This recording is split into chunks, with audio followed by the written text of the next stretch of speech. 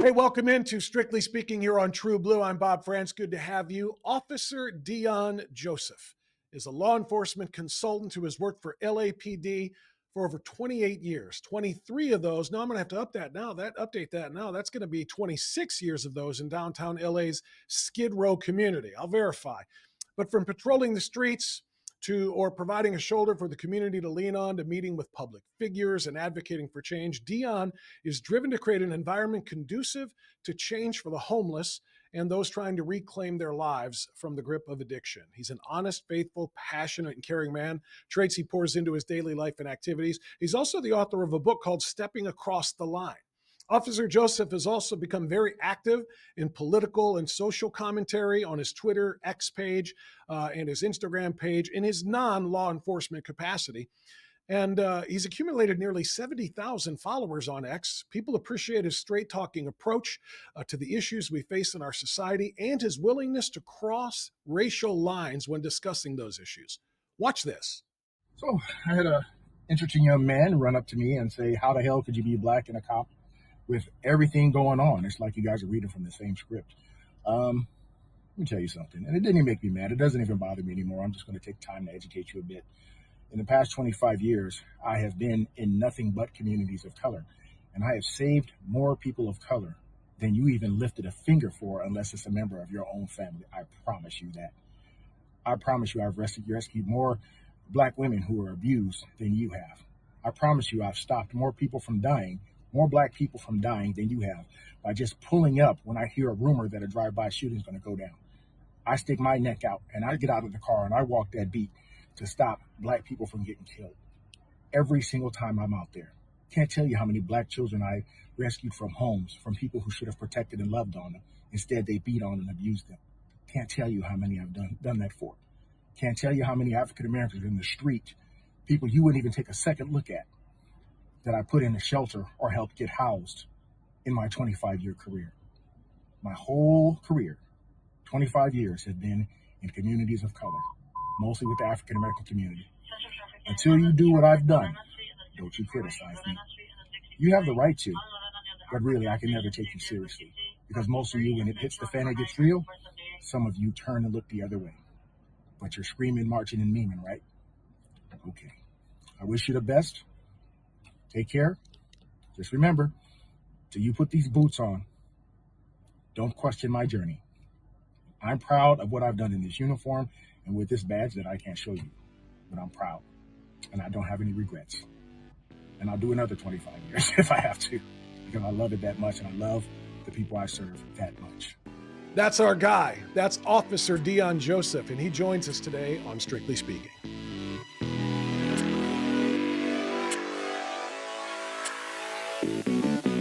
Officer Deon, good to have you here, man. How are you? Good to talk to you. I am fantastic. Thank you for having me. I really appreciate you having me here.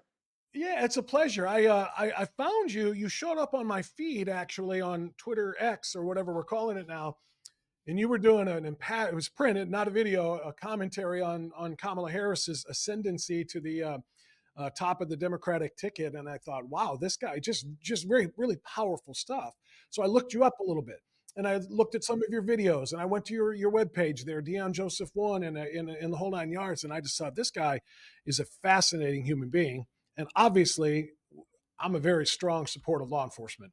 We do Thank you. this whole show on this channel, True Blue, which is dedicated to true crime and to police activities and so forth. And I just said, we got to talk to this guy. First of all, was that video 3 years old too? Because you mentioned that 25 there, and I Yeah, said, I would say that's about 3 years old. Yeah, that so it's was about 3 years. somewhere close to post the riots. Yeah. Okay. Oh, okay. Well, that makes a lot of sense too. So let's just dive in right there. We got plenty of time to talk about the politics that really drew me to your page and to your feed, and now I'm a devoted follower. But let's start with what you were talking about there, and let's talk about being a black cop. I hmm talk to a lot of cops. I've got a lot of hmm friends and allies. I consider allies, and a number of them of color too.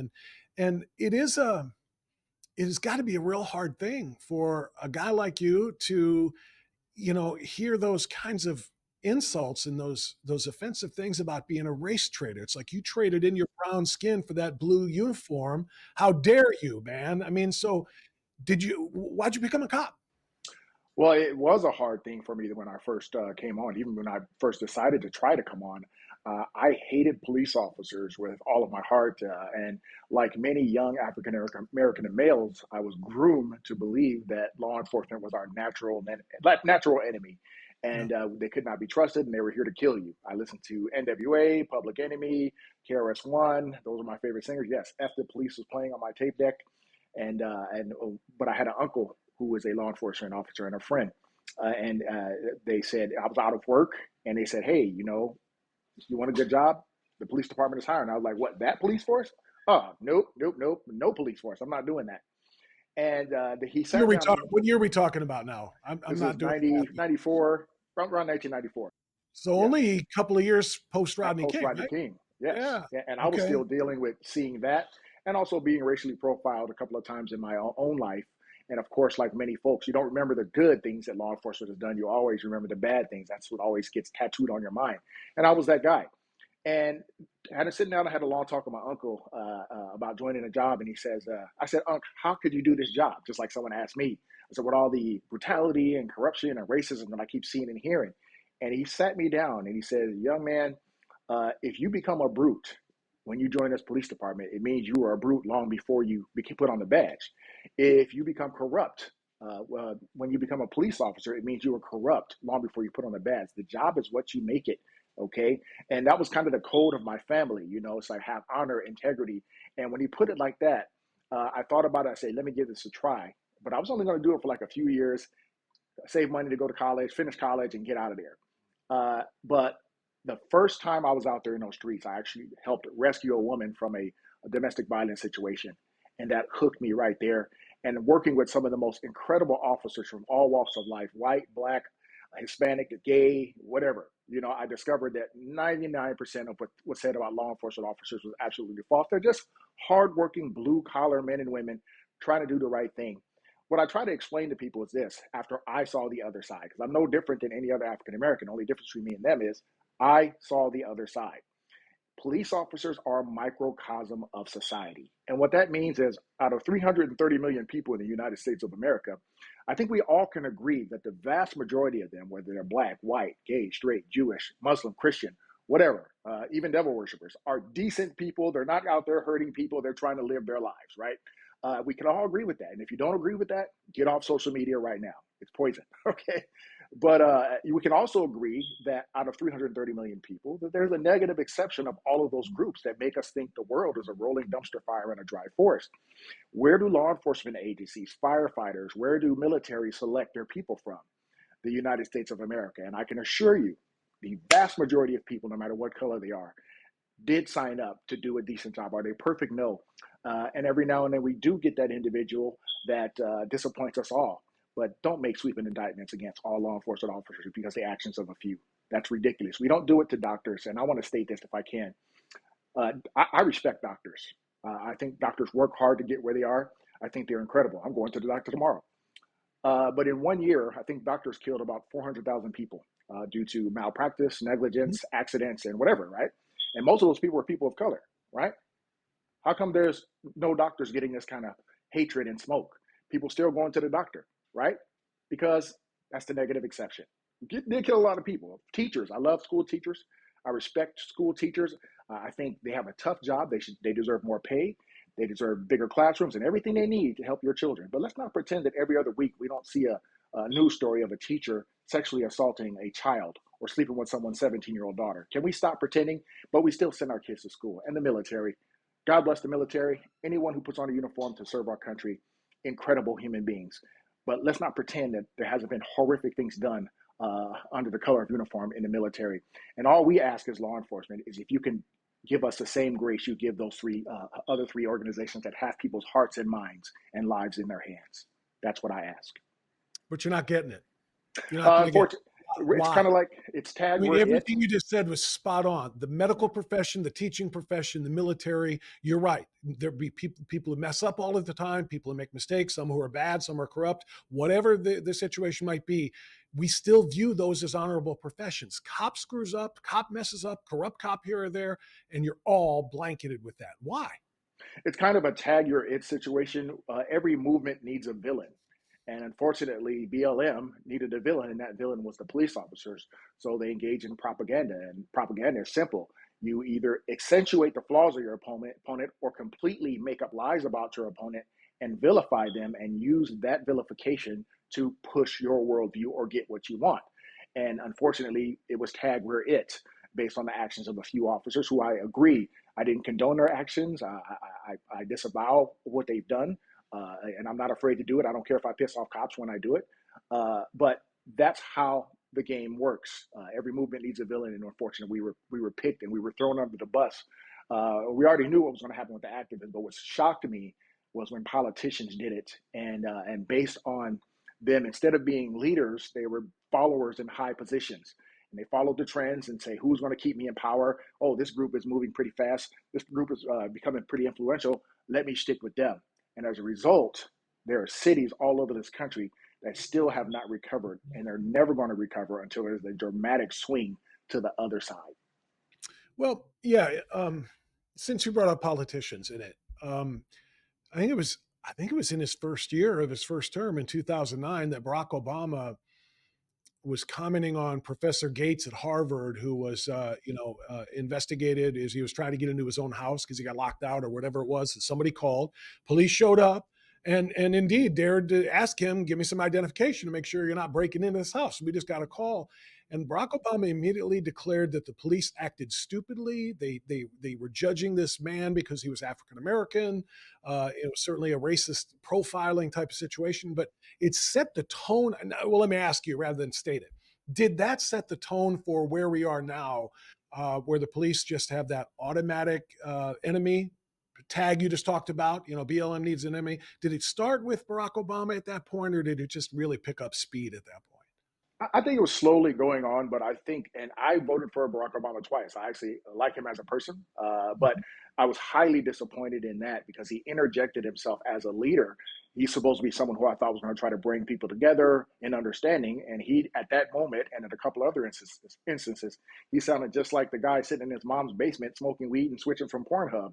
He didn't sound any different. And this is a man who is highly intelligent. You can't take that away from him.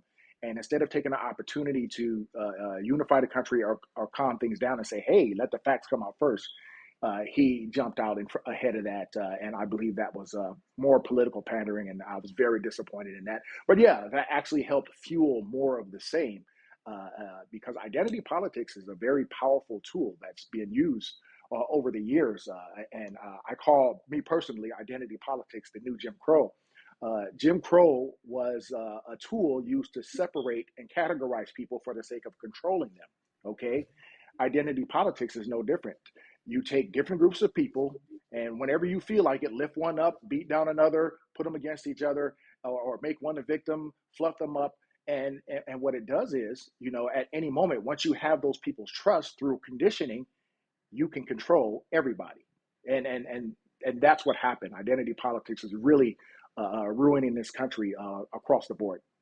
Yeah, I would tend to agree with that. I think it's called intersectionality, taking, combining different quote unquote marginalized groups or groups that are, oppressed or whatever. And the more different boxes you check, obviously the more oppressed you are, Yes. the more you get, and the more you have the right to condemn your oppressor, which is, I mean, just when I watched that video of you that I played in the intro, and I wanted to do that because you're trying to tell people, look, I'm a black man and I'm a cop, and I am proud of both of those things, and I do good work as a black man, and I do good work as a police officer as well. How dare you judge me without knowing me? You're judging me by my uniform, and the same thing if anybody judges you by your skin color, it's Yeah. wrong no matter what. Yes. So I guess that's one of the reasons I wanted to talk to you. We're told that we're in a systemically racist country, that people who are brown and black particularly are targeted and profiled and so on and so forth. And I find it so weird that so many brown and black people from all over the globe are trying to get into this systemically racist country so that they can be oppressed, I guess. What is the end game here? Why is there this mission to divide you and me, black people from white people, and so on and so forth? Why is that the goal? It's all about power at the end of the day. Like I said, that's why identity politics, categorize people, control them. And like I said, I believe that the system is not perfect. I believe that. And I believe systemic racism, if you would have told me that in the 40s, 50s, 60s, 70s, there'd be no way I could disagree with you. At this point, I Sure, Jim feel Crow was it was exactly that. It was systemic racism. that was systemic racism. That Yeah. redlining and all these other things did exist, and there's no denying. I don't believe that the system is necessarily racist today. I believe there are still problematic people within the system, and unfortunately, when they rear their ugly head, it gives the system's detractors the juice to say, "See, that's the whole system. That's the way the system works, and you don't have a chance." And they use that to stoke fear in the communities of color, to keep them fear voting instead of voting based on what you're seeing and what you're feeling. And we're going through that right now in this election. Matter of fact, the last few elections, and it's really terrifying what's happening. Yeah, I agree, and everything you just said is true. What you said a few minutes ago about police. You know, Mhm. when you say the system, there's some bad people in the system. Yeah, does that make the whole system systemically racist? No, just No, like there's some bad no. cops, but policing in general is not. But it really does seem like it's been doubled and tripled down upon in the last few years, particularly since the 1619 project came out. We are being told that the United States was actually started in 1619. It was built upon, this Marxist, oppressor type thing. And this has found its way, Deon, into the schools. It is in history class curricula now across the country. Not every school, but a lot of them have adopted it. And Focus on, I'm yeah. really worried about where that takes us if young kids are being taught that this is reality and it's not. Well, let me give you an example of what's happening in real time. Years ago, I was invited to go speak on college campuses. I was invited to go to high schools and mentor kids. And all of a sudden, there was this paradigm shift where no officer is allowed to say anything, and that's the goal, to silence and vilify officers to the point that no one actually wants to hear the reality of what policing is. And it's really sad because I work with uh, we have about a command of about probably 8,700, and unfortunately that's decreasing. Now I've worked over 28 years with about 1,200 officers directly, and I could assure you that these guys aren't involved in systemic anything. Unfortunately, in my opinion, police officers are also victims of the system, because the system often depends on police officers to fix what they broke. Let me give you an example of that. Do we have an issue with mental illness in the United States of America? Absolutely. Absolutely. America's solution to quote unquote helping the mentally ill since the 1970s was to close down asylums, which I agree they were inhumane, but you don't throw the baby out with the bathwater. You fix the bathwater so you can bathe the baby, but that's not the mentality people have. Get rid of the asylums, kick people out, sprinkle pills on them in the name of civil liberties and say, yay, you're free, all right? Now, some of them found the loving arms of families who did the best to take care of them, but many of them ended up being pushed out, shoved in, wandered into, or dumped into places like where I work, Skid Row. And here's what happens, folks, to the people who struggle with mental illness. They stop taking their prescribed medication because there's not that constant supervision anymore. And they start self medicating on what? The hard stuff: cocaine, methamphetamines, and now fentanyl, which is killing my friends out there. It's really tragic. And which exacerbates their conditions 100-fold. Look, you're listening to a police officer telling you it is not a crime to be bipolar. It's not a crime to be paranoid schizophrenic. It's not a crime to be depressed or have anxiety. None of those are crimes. But when those things meet hard Schedule 1 narcotics, now there's a chemical buffer between a law enforcement officer actually trying to help and the crisis the individual is going through, that even the most highly trained mental health clinician, this is what they're not going to tell you. Okay, this is the truth. Is not going to approach them until we get there and detain them and safely take them into custody so we can get them help. And what is the help that is offered to them? 5150 of the Welfare Institution Codes, or 5152, which is a 3-day or 2-week hold, which does nothing. Why does it do nothing? Okay, it's simple. Uh, it takes 6 to 8 weeks for their prescribed medication, for them to even benefit from the therapeutic attributes of their prescribed medication. 6 to 8 weeks. So a lot of them are also dual diagnosis. So you think in 3 days you're gonna release somebody who's highly strung out on drugs and hadn't taken their medication in 6 months, and they're going to be just fine. No, guess what's going to happen? 3 days or 6 hours later, now it's like 6 hours, I'm going to run into them again. And fortunately, I'm so proud of my fellow officers where I work. Rarely do we get into shootings or violent uses of forces with them, but there are times where it can happen. That's not the police officer's fault. It's not for a lack of training or a lack of compassion. It's a systemic failure. And until they change the system, no matter what they say or sell you, we're always going to be the solution, unfortunately. Same thing with homelessness. Same thing with education. Every single one of those things, when they fail, police always end up being the tip of the spear to solve it or put a Band-Aid on it. And that's not our fault. And you're sending human beings to help human beings. And our job is as unpredictable as humanity is. You can't expect it to be perfect all the time. But what they sell is they try to sell us as we are perfect. And then when one of us falls, they say, see, that's the system. That's the system. No, we are not systemic failures. The system is failing us too, as well as the communities we serve. So I'm coming to you from the Midwest here. I hear all the time about the homelessness problem in LA and in San Francisco and most of the West Coast. Tell me upfront and personal, how bad is it right now? And how bad is it comparatively, like, over the last 4 to 8 to 10 years? I'll give you a little timeline. When I first got to Skid Row in 1997, it was Dante's Inferno, Mad Max Thunderdome, anything you could think of. It was what it was. And the most heartbreaking thing for me was seeing individuals walking in the streets aimlessly, not knowing who they were in hospital gowns who were dumped. Also, the other thing for me, being a proud African American man, it doesn't mean I don't love anybody else. It means I just, I'm proud. And seeing 80% of the people of that population look just like me and seeing no hope. And then from 2005 to 2006, it's almost like everybody woke up and said, we need to take a different approach. And through enforcement, enhancement, and outreach working together, we made Skid Row from 2005 to 2011 relatively safe, where you can literally walk your dog. More people were graduating from drug programs, less guns, less drugs. We had injunctions against drug dealers who didn't live in the area. It was a beautiful time. And then once again, people forget the bad times, right? And we had new people move in, and then next thing you know, they go backwards. And they say, we want to take a hands-off approach to law enforcement. It started with 2011 with non-revocable parole. So I got a parolee who commits a violent crime, and he only gets slapped on the wrist and does 10 days, right? Then comes AB 109.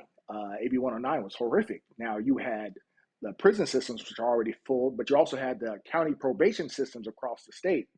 These agents were already overburdened with cases. So now the state, with AB 109, takes those cases and puts it on the back of county probation. And you know what happened with that? They gave these individuals flimsy ankle bracelets, which they cut off, and now they're running the streets doing what?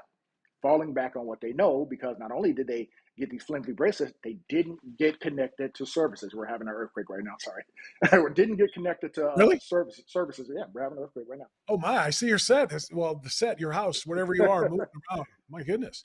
You're as casual about that. Why are you so casual about that? You don't know how big it's going to be. The only thing Deon is scared of is heights. That's about it. Wow. I've never done an interview with somebody in the middle of an earthquake before. We had tornadoes here 6 days ago, but wow, that's wild. Yeah, that's the first, huh? But anyway, so what I was saying was, so now these individuals, and guess how they have to check in? They're unsupervised now, or they're supervised, but their supervisor is a kiosk machine where they walk up and they swipe, and now they've checked in with a supervisor, but that kiosk machine doesn't know that they have 3 ounces of cocaine on them. They don't know that they just stabbed and raped a woman down the street. So this is what's happening. Then fast forward to Prop 47. I begged people, guys, we're on a 13-year swing where we have 13 years of crime reduction. Don't vote for this, because I read the fine print. But no, it's titled the Safe Neighborhoods and School Act, the thing that Kamala Harris supported, right? And backed. Now they've turned felonies into misdemeanors, which is making it very difficult for us to get repeat offenders of now what's considered misdemeanors that were once felonies, keep them off the streets and have the community feel some relief from the fruits of our efforts. And then they voted for Prop 57, which is Prop 47's evil step cousin, which turned violent felonies into non-violent felonies. Let me ask you, if someone walked into your studio right now and just blasted the whole studio, and by the grace of God, you weren't hit, would you consider that a violent act? I'm pretty sure I would call that violence. Yeah. In California, it's a nonviolent crime because nobody was hit. And a whole host of other things that are on this legislation that people fell for. And then I thought we were waking up. Slowly, I saw the pendulum swinging. And then no cash bail. And Californians, to my surprise, actually stood up and said, look, we're as left as anybody else, but no, we want to keep bail because we know how crazy it's going to get. And the leaders of California overrid the voters. So now you got a guy who will commit a crime and he's only going to do an hour in jail. And let's hope and pray he shows up to court. And nothing is changing. Things have gotten exponentially worse out there for everything, from mental illness to homelessness to crime. And it's really, California is really a tough place to live right now. Wow, that's a lot. You said around 80%. You when you first started looking at in the 90s, you started looking at the homeless population. You said 80% of them look like you. Yeah, Is that still the case? And I no. asked that. Okay, and I asked that. Now I'm not in LA, so obviously the population demographics are different. But when I look around and I see, at least based on the panhandlers, based on the high people standing at the corners on the highways, whatever, asking for change and trying to get cars, I see a majority of white people. Yeah. And maybe I'm just in different places. So I'm curious, what does that look like from a racial breakdown? Well, in different places, I'm sure it's going to be different. I know when Orange County had their Skid Row, they had mostly whites and Hispanics. So depending on the demographic, but Skid Row, where I work, it was primarily African American, obviously because of the crack epidemic. Due to many African Americans in many cities already being on the lower end of the socioeconomic ladder, when they got a hold of crack cocaine, which was super addictive, they didn't have far to fall, got booted out of their communities, and ended up going to Skid Row because that's the only place for programs. What I'm seeing right now is a demographic shift based on the following reasons: the failed leadership on the border, okay, complete and total failure. So Mhm. now we're seeing people from all across the globe who are coming into communities. And now, because of that failed leadership, we're seeing an exacerbation of existing problems that we were still trying to wrap our arms around, which is homeless. So we're also seeing now, I'm seeing more whites coming into Skid Row. I've never seen so many whites come in, and I'm talking to all of these people. I say, "Where are you from? Venezuela? Where are you from? Mexico? Where are you from? Cuba? Where are you from?" I'm from, for the white folks, I'm finding Boston, Colorado, San Francisco, and they're going to the place where they're allowed to be homeless, and engage in things. And because of the hands-off approach in Los Angeles County that they've taken, I don't see this problem being solved. Now, there's some good things that's happened. We've had some low-income supportive housing being built, but here's a fact: for every one person that we have to really work to get off the street, they're replaced by two or three more. And I'm seeing so many new faces, and I have to start over at getting to know people. Before, I knew everybody's name, I knew their birthdays, I was pinning dollars on their chest when their birthday came. Hey, happy birthday. I don't know who many of these people are. So I'm starting over from scratch and getting to know these individuals so I can protect them from the criminal element. It's really tough. So I want to kind of combine what we're talking about with race, um, poverty, and crime and politics. I'm going to bring them all together now and talk about, because you mentioned Kamala a couple of different times. You just mentioned the impact that the failure on the border has had on, causing more of these problems and so forth. Um, Donald Trump signed something called the First Step Act when he was president, and some people called it a jailbreak. It allowed a whole lot of people, an overwhelming number of them minorities, out of jail to get out of jail early. And yet he is somehow called a racist who is against, and trying to imprison, minorities generally. Kamala Harris brags and has bragged about being a tough on crime prosecutor, trying to, lock up as many of these people. She kind of mocked locking people up for simple marijuana possession, and at different times in interviews, bragging about how she used to smoke and get high all the time. But so it's a long form question of, how do you read the two different sides of the political spectrum right now when it pertains to crime in general and specifically to minorities in the criminal justice system? It's a huge gaslighting campaign. As far as I feel like Trump is no more or less racist than anyone ever sat in that chair. I feel like he may be a little racially insensitive. I believe he's a narcissist, a whole lot of bad things, and like I said, which I'm not a personal fan of. But I look at people's actions, and I'm sorry, racists don't sign the First Step Act. If the definition of racism is to believe your race is superior to the extent that you use that sense of superiority to hurt other people who aren't you. And this is what I asked my friends and family in the African American community. In 4 years as president, what did Trump do to hurt you? And they don't have an answer. I talk about him reaching out to HBCUs and trying to rescue them. No matter what you say, there's this conditioning of our community through media, social media, tech giants who've really done an excellent job of, I call, mind humping many members of my community. And instead of saying, "Hey, thank you," I mean, I remember Trump went. These three UCLA students went out to, I think it was China somewhere, and they stole something. They were supposed to do 10 years, and this man, racist, went out there and got them out. So I'm sorry, I don't buy into all that. I call Trump a manufactured racist, just like I call him a manufactured felon. This all propaganda. Adolf Hitler once said this. He said, not Hitler, one of his lackeys. He said, the power of propaganda is this: you tell a lie, you keep it very, very simple. Like hands up, don't shoot. Repeat it over and over again until everybody believes it. One of his other lackeys said, if you tell one crazy lie one time, no one's going to believe you.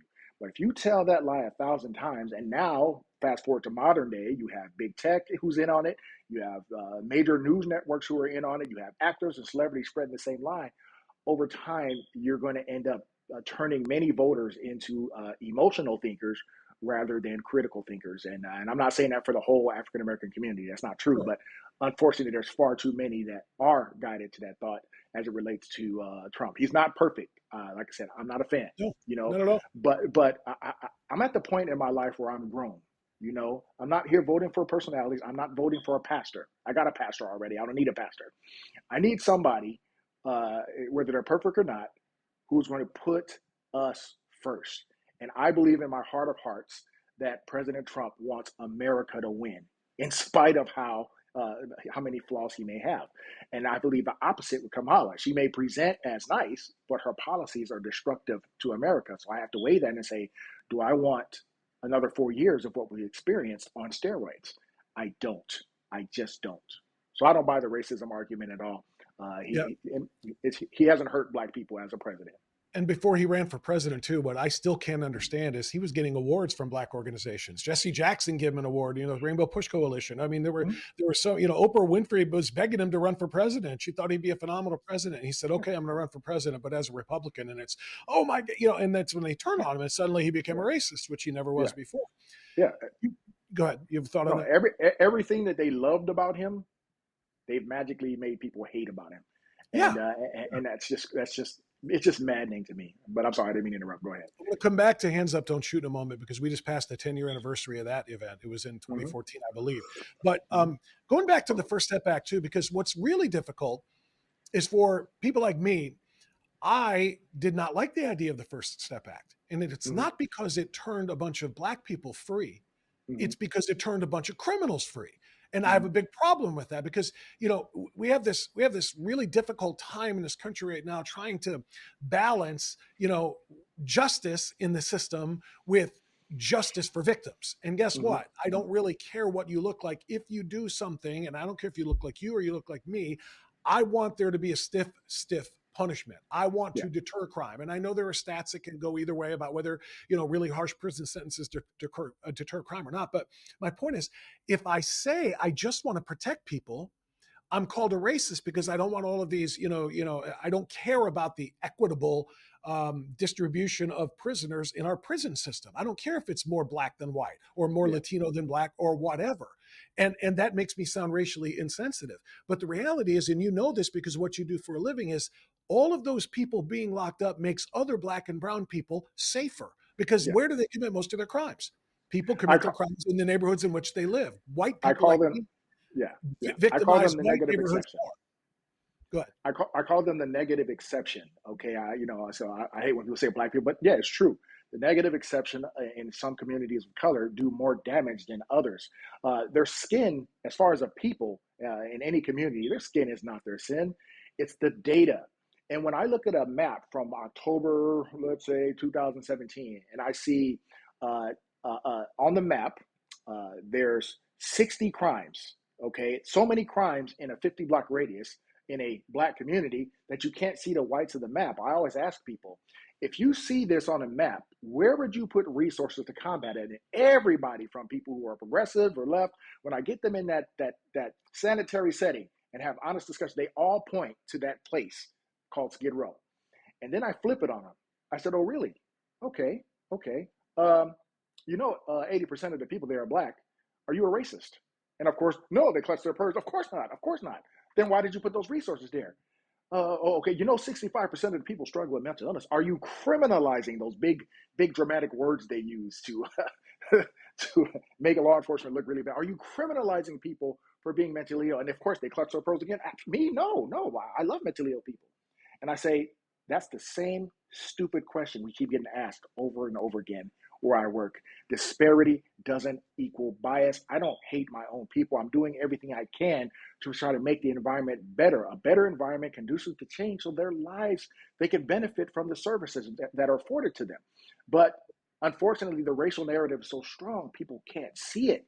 And look, if the spirit of Skid Row uh, left Skid Row and my dream came true and it was completely safe and went to Chinatown, okay, what would be the demographic of the people we arrested when rapes and murders and kidnaps? Unfortunately, because of the demographics, it would be Chinese and Hispanic people. Okay, not because we hate Chinese and Hispanics, but Right. that's a demographic. There are no white guys in suits and ties coming down to Skid Row to stab, rape, kill anybody. That's not happening.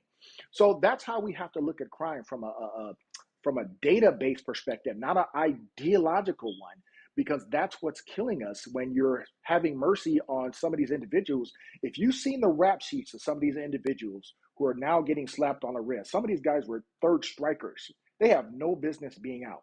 And when they go out and they reoffend, I just shake my head knowing they're going to be out in a couple of hours or they're going to put on probation and nothing's going to happen to them. And the community, once again, is never going to see the fruits of our labor in places like Chicago, Baltimore, New Orleans, LA, Compton, Watts.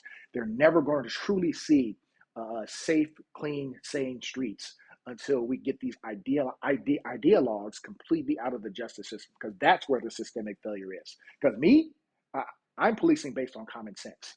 I'm policing based on data, not on hatred of anybody. I can't help the demographic. I can't help that. If I go to a radio call and it's a black person calling me on another black person, which is what happens 90% of the time, Sure. what am I going to do? Am I going to ignore them and say, no, let me go catch two white people to make things look good? I don't, that's not how I police, No, and it shouldn't be how anybody polices, and I'm No. so glad to hear you say that. And it's got to be very, very hard. In fact, I know it's very hard because I talk to enough cops. But so let me ask. First of all, you said third strike. Did you support the three strike laws? Me personally, Yeah, yeah, and here's why. Me personally, for what they did, it should have been one strike. I mean, if you kill somebody, you shouldn't be, and as long as the person is still dead, you should be in there. great. That's just me. But they created the three strikes law, okay? And you got an individual who committed two heinous, violent acts. They've already let you know that we don't respect the law and we don't respect human life.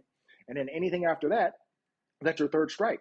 Now, I agree it shouldn't be for a Snicker bar or things like that. I think that's over the Well, top. yeah, But if you commit another violent crime, even if it's a felonies, right? battery, It's three felonies. yeah, three Three. felony, yeah, yeah. If you do that, you don't belong in society. You don't. You need to be locked away so the rest of us can be safe from your actions, because that's the path you chose. You chose that path. For most of the criminals I talked to, they chose that. Now, some of them, due to circumstances beyond their control, I recognize that. Some of them, due to trauma, mental illness, I recognize that. But I talk to some of these individuals when I arrest them, and they don't care. They're heartless, and they actually enjoy doing the things they do. And those are the individuals that, yeah, we need to keep them behind bars, Yeah, for agreed. the safety of all. Even if it takes police over policing the neighborhoods from which they come. I had a 30-year detective on from Cleveland on this program several months ago, and he was telling me there was a black woman, an elderly, like 60s age black woman, who had just had her home broken into for the third time in 18 months. Mm, And he went to investigate it for her. And the first thing she said to him is, "Where are you guys? mm, Why aren't there more patrol cars in my neighborhood? Because mm, I'm getting hit again and again. And one of these times somebody's going to come in and hurt me in addition to taking my stuff." Right. And yes. he said, this is a common theme that, Hmm. that black victims are begging for more cops in their neighborhoods. But the problem is, for every victim begging for more cops there's some politician saying, oh, they're just trolling to arrest black people Yeah. because that's why they're doing that. And Yeah. what you just said about the map is a great example of it. But I don't know if enough people know that, particularly people in the African American community in these high crime areas. They see the presence of cop cars as just more, slave patrol coming out, because that's what they call cops, slave patrol coming out there to bring more of them to lock up in cages. But the reality is, no, it's that elderly lady over there that somebody just hit that deserves our protection, and that's what it's all about, right? I wish I had a police radio right now, and I could turn it on to one of our busiest divisions. And it's not us. just driving down trying to clobber black people or Hispanic people. When you turn on the radio, you're going to hear 1A35 respond to 5th and San Julian for the male black assaulting a female or a male Hispanic. In these communities, okay, Yeah. there's something wrong. There's with the negative exception, they're so ultra violent that the community, who is also people, are also people of color, are calling on other people of color. So now, because everybody's bought into the anti-police movement, and it worked, they got pretty much what they wanted. They got many agencies defunded, and as a result, you have less officers who are able to respond to violent crimes. Look, they say crime is down. That is a lie. That is a lie out of the pit of hell. It is not down. There are just less officers to be able to meet the demand. And sometimes it takes up to 90 minutes for a police officer to get to you because they've already had two other high priority calls. And by the time we get there, guess what? The suspect's long gone and the victim just gives up and says, screw it.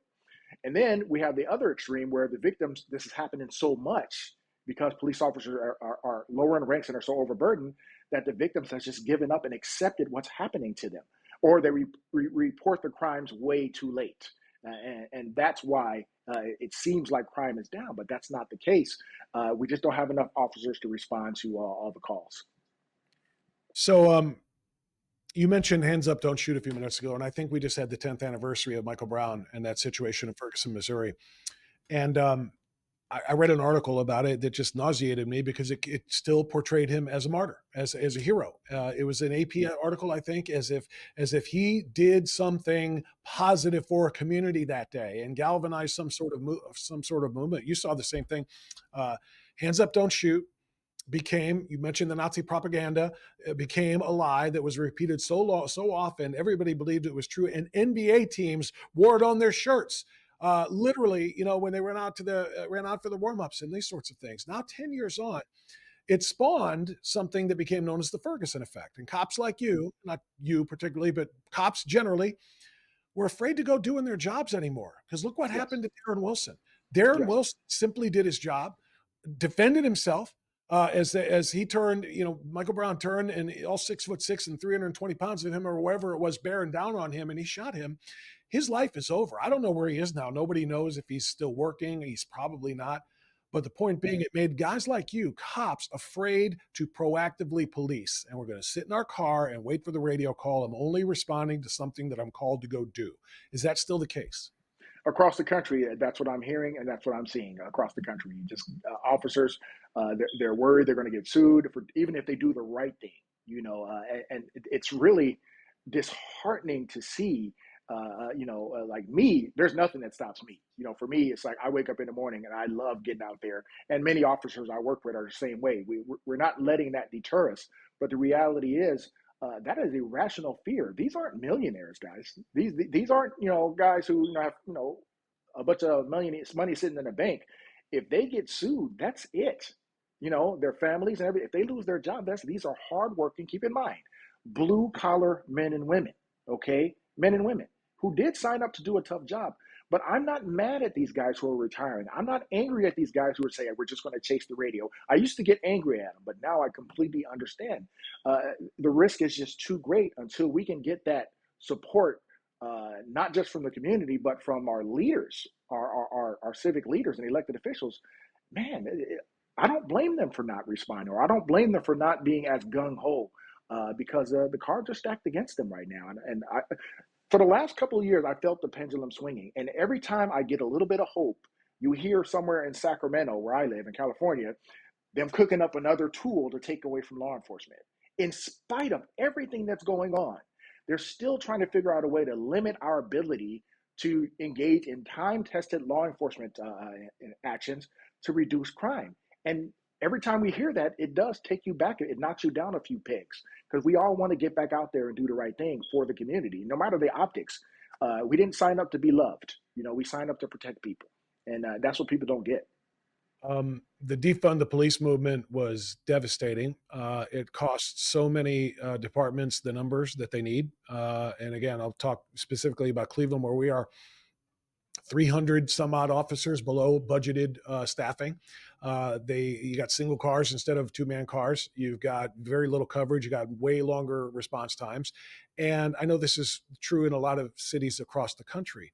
I don't know what it's going to take to get people wanting to wear the badge again. Do you think that's something that is going to happen, or is this going to be an irreversible trend where nobody wants to run the risk, as you said, of being sued or being shot or being judged by one of these consent decreed civilian review boards that are going to decide whether or not you did your job right and all of those kinds of things? What's it going to take to get recruiting up again? You know what? I'm going to tell you how bad it is. I talked to a fellow officer who one day said, hey, Officer Joseph, I want to work with you one day. And I let her. We got in a patrol car, and she got in the car to challenge me on my views. I was surprised, but I was ready for her. And she was like, what about this? I went to college for criminal justice. And then while I was in college for criminal justice, I was charged with doing a thesis on 150 of the most egregious acts of law enforcement. And we have a problem. We have a problem. That's what she kept saying to me. So I turned to her and said, no, before she said it, I almost didn't become a police officer. That's what she said. And I turned to her and said, if you had to do a thesis on 150 of the most egregious cases with doctors, what would you think of doctors? Oh, I wouldn't be a fan of them. I said, yeah, you weren't educated. You were indoctrinated. So there's this heavy indoctrination going on in our college universities, keeping young, able-bodied men and women who we could really use right now. And they can be the change they want to see, and they're not coming. I've spoken to many young African-American men and women who say, you know what, it was my dream to be a cop, but I can't because I'm not going to get invited to the cookout. I mean, one of the number one things the activists used to say was, how come you guys don't have enough black cops? How come you don't have enough black cops? Well, who wants to be the beast at every feast? You sign up to be a police officer, and now your family and friends turn against you, and you're going to get all this hate. So no, I don't see this turning around anytime soon. It's probably going to be about a good maybe 5, maybe 7 years. Things are going to have to get really bad, and things are already bad, but I just don't think they're bad enough for people to wake up. But it will happen, and also it's going to take some of our elected officials, the same ones that were beating their chest, saying how bad we were, and standing with the BLM and the rioters, are the same ones that have to do a 180 and say, you know what, we were wrong. And until people hear that, there's some mayors and there's people in unique positions. They can be huge cheerleaders in going down to these communities. They're African American, they're women, and they say, look, we need you, but they're not doing it because they don't want to piss off their voter base. So until those changes occur, I don't think that's gonna happen anytime soon. And my personal feeling is if the Harris Walsh ticket is they actually get into the White House, you can just kiss that goodbye, because there's people already in law enforcement who are resigning, quitting, and retiring because they're just tired. Who wants to sign up when you have a president that is anti-police? You have a governor of Minnesota who stood by the activists, a president who supported a bail fund for individuals who beat up cops, burn down buildings, and hurt people. Who wants to sign up for that? So we better make the right decision in 2024, or I shudder to think what we're going to look like in 4 years.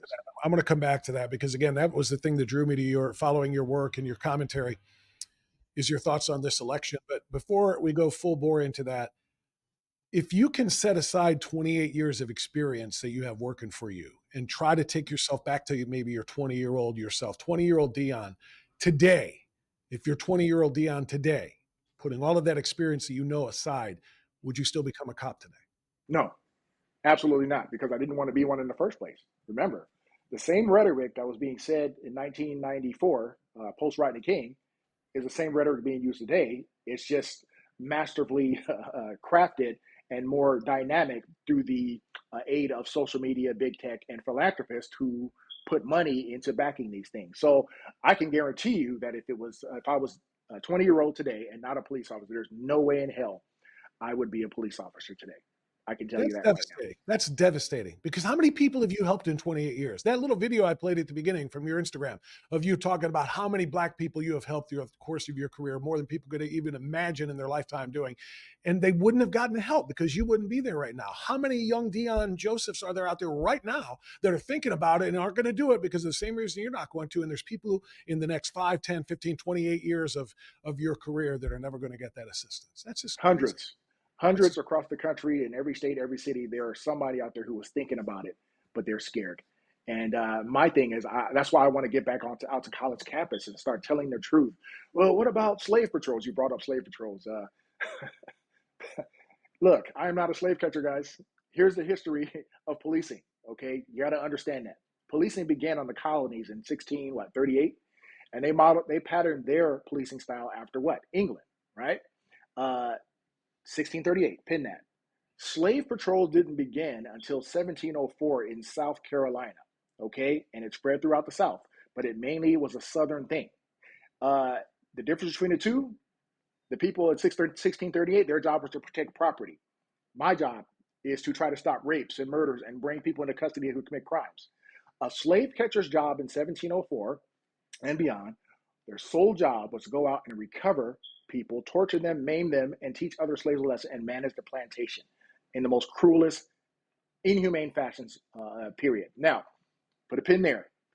As law enforcement agencies spread to the West, the first form of law enforcement we saw on the West Coast was the U.S. Marshal. Okay? Slave patrols didn't become police departments. That didn't happen. Okay? And then as it got to California with my agency, that started in 1869. There were no slaves in California. There were no slaves in the Midwest. It didn't exist. Now, it's not to say that slave catchers didn't go on to become police officers, but guess what? They also went on to become farmers, doctors, lawyers, because that was America back then. But with everything in the United States of America, that's what I love about this country, things evolve. Bingo. And we are not the Department of 1869 or Sheriff's Department. They're not the Sheriff's Department of the 1850s. If you've been to a roll call at my department, which I can't say where that is, it would blow your mind, the diversity. The diversity literally matches the community. None of them are slave catchers, and there's absolutely zero connection to slave patrol. But once again, through that indoctrination, I literally saw a college professor when I went to go speak at a class put a picture of a slave patrol badge and a police badge. They put a picture of a slave in chains and a guy that I knew was arrested for murder 10 years ago and said that's the same thing. And this is the indoctrination that many communities are up against in trying to, or in their decision to not be a police officer. It's really that's the indoctrination that is online right now. Those pictures you're talking about right now, you can find in a dozen different places in 2 seconds in a search. You'll see those things, and it's just. And by the way, I love that you brought dates. I love that you brought some of the dates, seriously, about when slave patrols were, when police departments were formed, and so on and so forth. So, people need to know the truth, and you brought that. So let's go to the politics side now, because again, I read your tweet, which is pretty extensive, and you were explaining why you, as a black man, were not supportive of Kamala Harris, and about how it's not because she's black, nor that she's a woman. A lot of black women you would like and you would support, but not this one. Why? Tell me why you were so impassioned, and you have put a lot of things out there since then talking about why Kamala Harris would be so wrong. And this is even before the Tim Walz selection, which you also had thoughts on too. But tell me why you are so anti-Kamala Harris. what she did to my state. My state is a mess because of Kamala Harris. Once again, I'm not disparaging her person. I respect her person. I'll never disparage her. But I got to tell the truth. My state is a mess with crime because of Kamala Harris. Gavin Newsom, homelessness. They exacerbated homelessness through their approach to criminal justice. Now we got criminals out there who are homeless, and now we got to deal with them. We're talking about the border crisis. I believe that it is a president, a prime minister, or a king's job to protect his sheep. You are a shepherd. I sat there and literally watched her get anointed as the borders are. And if you don't want to call it borders are, whatever you want to call it, she was in charge. I literally saw Joe Biden say she is in charge of stemming the flow of the border. And she went down there, and notice they're scrubbing all that right now, right? But she went down there. All she did was take a peek and had to be pressured to go. She took a peek and says, "Oh, we're just there to look at the root causes," and that's progressive code for we're not. She didn't even get to the border where the crossings were. She was like in El Paso or someplace. She was a good 30, 40 miles from the actual border where all the action was. She took a peek, and as a result, you got people dancing across the border from all over the world. Now, many of them, let's be honest, are actually trying to find a better life. I understand why they left their countries. But the negative exception of 15 million people is a lot of people, probably in the low 100,000s, who are going to be causing chaos. In doing so, she exacerbated existing problems we were still trying to get a handle on, like homelessness, like crime. A leader doesn't do that. They don't do that. And also, we're just looking at the economy right now. Who wants 4 more years of what we went through before. Now, I'm no economist, but I'm no fool either. I know what I experienced under former President Trump, like him or hate him, and I know what I'm experiencing right now under Biden Harris, and probably what she's going to do 100-fold if she becomes the president. So, my concerns about her are based on reality. Like I said, there are women who I would have voted for in a heartbeat, in a heartbeat, but I want somebody that's qualified. Some of the best bosses I ever worked for were women. So there's no doubt in my mind a woman can do the job. I don't care about that. But we need the right one. We need the right woman, the right man. And it can't be based on identity politics or we're going to fail every time. Yeah, that's my issue. Yeah, good argument. What's bizarre to me is the fact that 3 weeks ago, well, at the time of our taping, about 3.5 weeks ago, she was the lowest approval rated vice president in American history. She was much lower than Joe Biden, who was polling so low, he was about to get trounced in the presidential election, according to virtually every poll in the battleground states and overall. And she was even lower than him. And suddenly, 3.5 weeks later, we're supposed to believe she's the most popular thing and everybody loves her and thinks she did a phenomenal job. And I'm trying to think what happened in 3.5 weeks that made her go from unpopular, unlikable, failure at her job, the one job she was given, which was to control and stem the tide, whether you call it through investigating root causes, whatever it is, you're supposed to stop it or control it and manage it, and she did not. But she went from nobody liking her to, oh my gosh, she's on the cover of Time magazine now, painted as a picture of Jesus Christ. I mean, it's a glorification type of thing, and she has now been crowned as the savior of the country for some reason. That's what I don't get. How did that happen? The power, once again, the power of propaganda. When a party, now I'm a Democrat, and I know when people see me post, they think I'm anti-Democrat. I'm not. Let me just put it out here. The reason why I'm so hypercritical of the Democratic Party is because there are no Republicans in my state. Okay, I don't have anybody to blame for crime and homelessness other than my party. So that's why I'm ultra critical. But we have to be honest. Let me challenge you on that for 1 second. Yeah. One of my good friends and colleagues on the radio, who's been on this show in the seat you're in right now, is Larry Elder. Did you support Larry Elder when he challenged Gavin for governor in that recall? I did. Okay, because that's a Republican in your state that you could have got behind, and I'm glad to hear that you did. I probably should have known. He's a smart guy, and like I said, once again, I'm not a Republican, but I'm a Democrat who, at this point, who is willing to vote outside the box and do what's best for our country. So what happens is, unfortunately, the Democratic Party has a grip on media. They have a vice grip on big tech. They have a vice grip on celebrities, and you've got all these amplified voices, and they're able to push out the lie that she is the second coming of Christ, but they're also at the same time able to completely suppress the real things former President Trump, like him or hate him, did to make this country better. And you should see the discussions I have with people, even the family members, like, I can't believe these are intelligent people who completely forget the good that they lived in under President Trump, and how they're really ready to, based on propaganda and lies. And look, this woman doesn't even have to do a press conference. That's what's crazy to me. Years ago in America, if you didn't stand up and have a debate, or if you didn't answer questions to the media, your career was done. Okay, how did Katie Hobbs become the governor of Arizona, and she didn't have to debate Kerry Lake? Because you got individuals have control of everything. We're from the media all the way down to big tech. And when they have the power to brainwash and condition people over time. And it's really, really scary to see. Do you trust the elections? Oh, man, that's a tough one, man. I had questions during the 2020 election, not because I thought the system was rigged, but because I thought it was a new system. It was a new system, and I think that it should have been audited based on it being the first time being used. But now that I'm seeing, people, the border broken and people brought in on purpose, and you're hearing, some undocumented people are on the voter rolls, and you're hearing some of them have been registered to vote.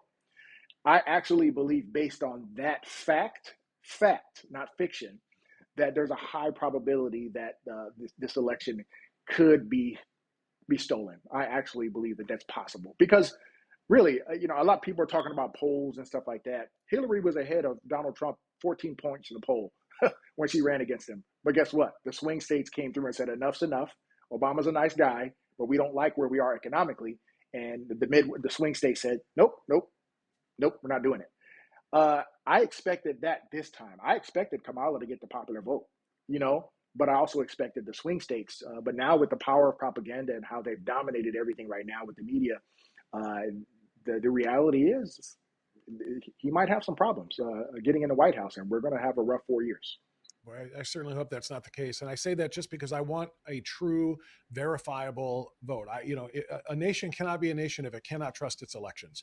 And Yes. and what happened? And what happened in 22? You mentioned Katie Hobbs. Somehow, some way, people in Maricopa County did not get to vote. The computer system went down on election day, and all kinds of other things. People, had their votes essentially discounted. So there are a lot of things in those swing states that can happen. Also, of course, last time around we had mail-in voting and ballot Yeah. unmonitored drop boxes and other things, and so there Yeah. were all kinds of things there, and it's what makes all of us. I feel like there's going to be a very, very we're going to be on edge as a society on November 6th, no matter what the outcome is. Oh, Because if absolutely. Trump loses, people are going to be like, they did it again. And if Kamala loses, they're going to say, they're going to be terrified that Orange Man Bad stole the election. And there's just going to Yeah. be no confidence in the results, leads to a very dangerous place. I'm not talking civil war, Yeah. God willing, but you understand my point. I mean, we're talking about people who are on the razor's edge right now. But the only way to solve that, and that nobody wants to engage in, which I believe in common sense, is voter ID, same day voting, and a proof of citizenship. Isn't voter Every ID racist? well, apparently it is now, but we need an ID for every damn thing else in the world. You But you did see that when she was in Phoenix, Glendale, um, Kamala Harris, they sent out invitations to people who were invited to this big rally in whatever facility it was, and they are non-transferable, and you must bring an ID to show who you you must are bring to an get in. ID. And I'm just thinking to myself, did she not let black people in? Because black people can't get IDs. That's what she said, That's what they right? I say. mean, Jerry Nadler said years ago, same thing. We need voter ID. So anyone with an ounce of common sense knows. I mean, around the world, how is the greatest nation? How is the greatest voting system in the history of mankind the most fairest, accepting mediocrity when it comes to something so important to this nation? We used to, if your man lost back in the day, hey, you accepted it, and what we did was we still honored the office and said, hey, we'll get you next time. This time I believe there are really, really dark forces trying to ensure, if not through weaponizing the justice system against him, if not through trying to break his bank, and unfortunately planting a siege through their propagation to have him killed. I've never seen a nation go against one man so hard, and I always ask people why. And I know why. I believe it's because he is not a career politician. And career politicians have hustled us for generations. It's their job to either scare us or make promises and string us along, give us a few crumbs. That's what they do, but they never really solve issues. They kick the can down the road and make you think something's gonna change. They're masters at that. How I feel about Trump is this guy's a billionaire. He doesn't need anybody, So he's a guy that whose approach to problem solving is, hey, can I fix this? Oh, I can? Let's do it. And that's the kind of leadership we need, especially right now with some of the pressing issues with the economy, immigration, crime, and a whole host of other things. And even with the world, like we got 3 proxy wars right now, and we need somebody who's a leader, a decision maker. And I don't believe that's Kamala Harris. So that's just where I stand. Last question for you, since we talked a lot about race and we're talking about Kamala, DEI. Was she a diversity hire, and how do you feel about DEI big picture? Uh, I hate that term, but I feel like what the DEI originally was supposed to do, I agreed with. What it has become is actual racism. What has become is actual discrimination. When I'm hearing, people being passed over just because they're Asian or because they're white to make room for somebody else, and it's not that the person that being replaced them is less qualified, but that's wrong. That's wrong. Uh, Calling her DEI hire, I don't want to do that, but let's be real. Uh, Joe Biden said, and it's because it's not us calling her DEI, it was Joe Biden. He I, started it. yeah, I'm going to make sure I hire a black woman. He said that, not the best candidate to help me run the world, a black woman. He said that about the Supreme Court. I'm going to make sure a black woman. And I don't believe it should be like that. Of course, as a black man, I'm proud. I was proud when Barack Obama became president. I voted for him twice. You know why I voted for Obama? Economy. Simple. They asked John McCain, and we were in an economic crisis. What are you Yeah. going to do about the economy? You know what he said? I don't know nothing about the economy. That was it right there. I voted for Obama. 2012, they asked Mitt Romney on stage, what are you going to do about the economy? Go to my website and look for my 5-point plan. Done. Barack Obama, shovel-ready jobs, whoop, whoop, whoop. I voted for Obama. And I was more proud of him, not just because he was a black man, because he was intelligent.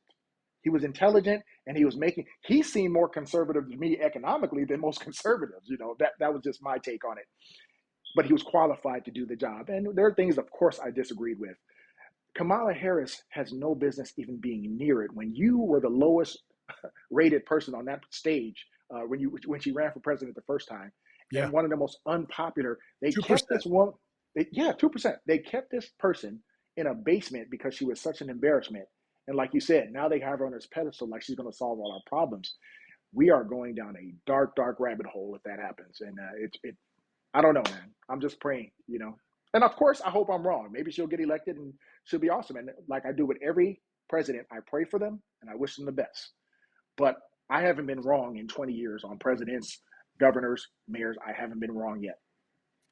Officer Deon Joseph, man, you are the voice of common sense for a lot of people. I like what I see online. I like what I've heard from you here. I really appreciate you doing this. I hope you continue to spread that message. We need more people like you. And I don't care what color you are, but it does help that you are an African-American Democrat who is willing to say, I am not so blinded by partisanship and party loyalty that I want what's best for my country, what's best for young black kids, what's best for young white kids. That's For what we everybody. need more people to say. And I love the fact that you're using your platform to do that, man. So thank you for coming on, and thanks for being a protector and a defender of the people of Los Angeles. We appreciate it. Thank you. God bless. Take Thank care. you. God bless you too. All right, that's going to do it for Strictly Speaking. Make sure you follow Officer Joseph. Follow his Twitter feed. You see it on the screen. Make sure you go to his webpage. Do everything you can. Show this man the love that he is showing this country. Thanks for watching. We'll see you next time right here on True Blue.